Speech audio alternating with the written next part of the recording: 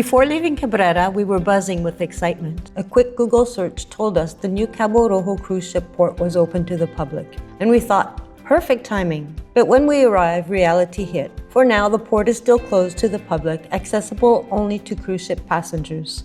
The rest will come later once the hotels and infrastructures are finished. So instead of waiting, we did what we always do. We adapted. We had planned to take a boat to Bahía de las Aguilas, but this time we decided to drive. We wanted to see what had changed since our last visit in 2014, when this road was little more than a dusty stretch that simply ended. What we didn't expect was how much of the journey would still feel untouched. And that's when Jaragua National Park revealed itself, wild, protected, and quiet, breathtaking. The first change we noticed was the entry gate to Jaragua National Park, with a small entrance fee, 150 pesos per person. A simple sign, but it marks something important. This place is being protected. Back in August of 2014, this entire region felt harsh and unforgiving. The country was in the middle of a severe drought. Everything was hot, dry, and sunburned. So as we entered the park this time, the contrast was immediately. The landscape was lush, green, and alive, a complete transformation. As we approached the beach entrance, another reminder of change came into view. A tower now stands overlooking the park. It's weathered and deteriorating, but it tells a story. Years ago, a staircase led up all the way to the top, offering sweeping views of Bahía de las Aguilas. Today, that staircase is gone, removed for safety as time and nature took their toll. On our way back out of the park, something caught my eye, a small lookout point along the road. I convinced Barry to pull over, and that's when we stumbled onto one of the new walking paths. What followed was unexpected. A quiet trail, open views, no crowds, just the sound of the wind, the sea, and the feeling that this place, despite all the changes happening around it, still belongs to nature. And that's the magic of Jaragua National Park. Places like this are rare, and they remind us why protecting them matters. As development moves closer and the region continues to grow, Jaragua stands as a reminder of what the Dominican Republic looked like long before the boom, and why some places should always stay wild. Join us as we continue exploring, discovering, and appreciating what makes this corner of the country so special. Well, you hear little Barry again, and Leanne kind of got the best of me here. Walking down a path, the amount of cactus here, as you can see in the background, is amazing. Excuse me, I picked up a bit of a cold. Maybe a little bit too much nightlife during this trip, but we'll recoup back in Cabrera. Anyway, it truly is amazing, the diversity of this country. I just don't believe it. Everywhere you look, like this thing is total desert. It is absolutely beautiful. And then it leads to a beautiful shoreline.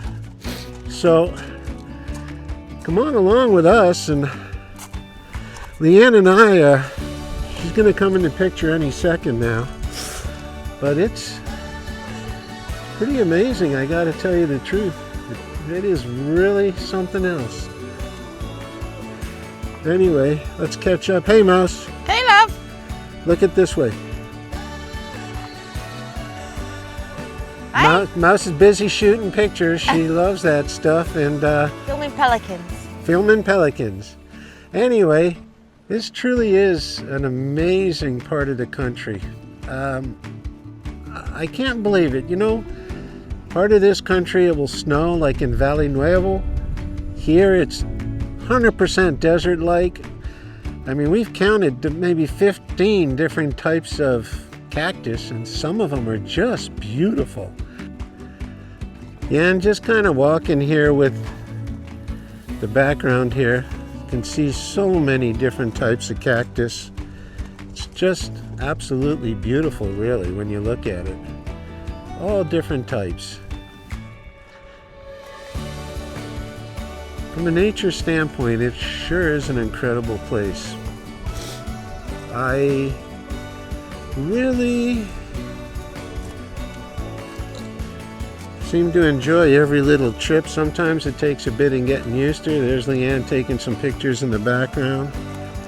But These cactuses are quite tall, I have to say. they are. And there's several different types. Coming down here, do a little step down. Yeah, beautiful, beautiful scenery here in this spot. It is. I just gonna do a paramount here. It is just spectacular. But even this time of year, the middle of January. Leanne, what was it? You don't have to scream with the mic, but what was it temperature during the day, even in January? 30 and at night down to 21. Wow. Well, Celsius. So 21, which in the tents is fine. Trust me on that. You won't be hot at all. As a matter of fact, you'll probably pull a sheet over you. But even this time of the day, it's 30 during the day. This whole area, of course, what would explain the cactus is this whole area. Look behind me. Everything is iron shore. Everything. Like I say, an absolute diverse place, and I'm going to do one last. Here's yet another type of cactus. And a couple more. What a beautiful, beautiful place. Anyway, we'll catch up with you a little bit later. Got lots of adventure to look at. What a beautiful, beautiful view from the coastline.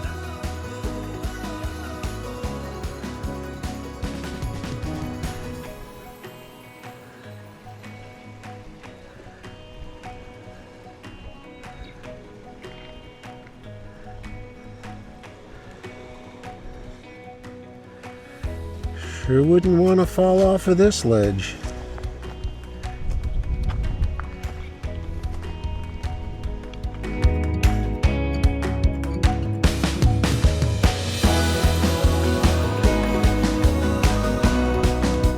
Well, some of these cactus are well over 20 feet tall. I'm walking through like a little tunnel of trees here, and yeah, they're impressive. These have been around for quite some time, I would say.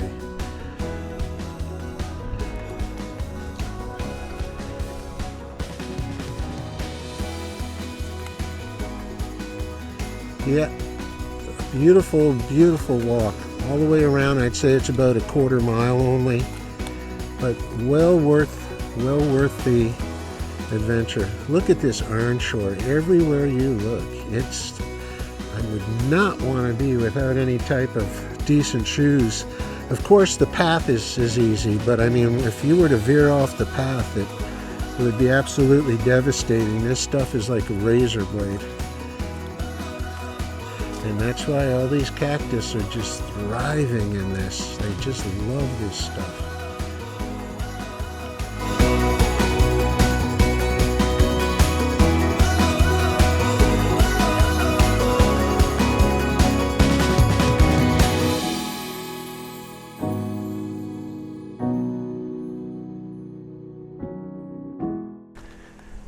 Here we are going through another beautiful path. As you can see now, I'll pan a little bit left. We're getting closer to the coastline again.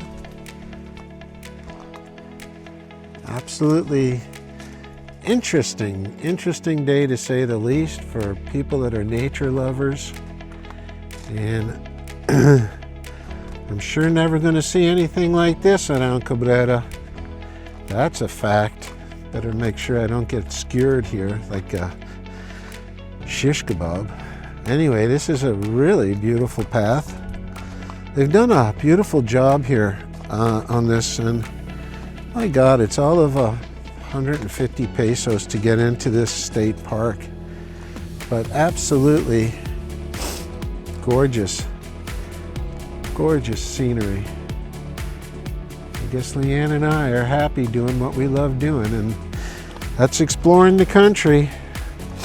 My God, over 18 years, it's well over 200,000 miles we've covered all over this place, and be honest with you, I love each and every one of them, but if it comes to a place where I want to live and come back to all the time, I still think we chose correctly. That little area, just a couple of clicks out of Cabrera, that we lovingly call Loma Alta. It is as peaceful as this. There is absolutely no noise, and yet you have all the conveniences and anything a person could ever want. But the diversity to travel in this country, it truly is one of the more premier countries I have ever been in, and boy, I've been in a fair share of them when I was an underwater photographer. So trust me when I say that, I got a bit of experience about this. Isn't this gorgeous? Look at that coastline. Anyway, I just will zoom in a little bit here and see if we can't make it even that much clearer. Absolutely beautiful. Peace and quiet. I really did have a great time on this trip, and a little bit mixed about all the development coming to this area, but I guess it kind of enhances a little bit more why I chose Cabrera. Being a residential town, we do not have the beaches like this in town, or we would have been Cabarete and Sosua 20 years ago. Anyway, we'll catch up with you a little bit further on down the line at the glamping area, the Bay of the Eagles, Bahía de las Águilas, and we will catch up with you soon and give it a review.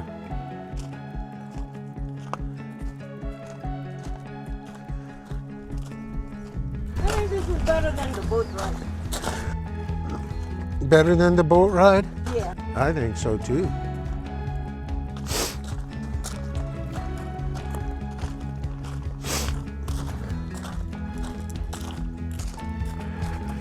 See what that sign says.